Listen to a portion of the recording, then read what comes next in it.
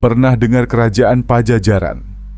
Sebuah kerajaan besar di tanah Sunda yang punya pasukan tangguh, istana megah, dan raja yang disegani. Tapi, kenapa sekarang kerajaan ini seolah menghilang tanpa jejak? Pajajaran dulu pusat kekuasaan Sunda.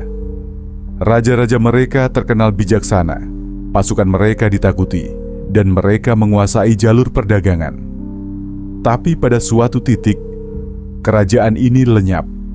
Ada yang bilang dihancurkan, ada juga yang percaya kerajaan ini masih ada di dunia lain. Pada tahun 1579, Kesultanan Banten menyerang Pajajaran. Kota mereka jatuh, pasukan mereka kalah. Tapi anehnya, Prabu Siliwangi dan pasukan terakhirnya tidak pernah ditemukan. Legenda mengatakan, mereka menghilang ke dalam hutan. Dan sampai sekarang, beberapa orang percaya mereka masih ada, hidup di alam gaib. Apakah Prabu Siliwangi benar-benar lenyap ke dunia lain?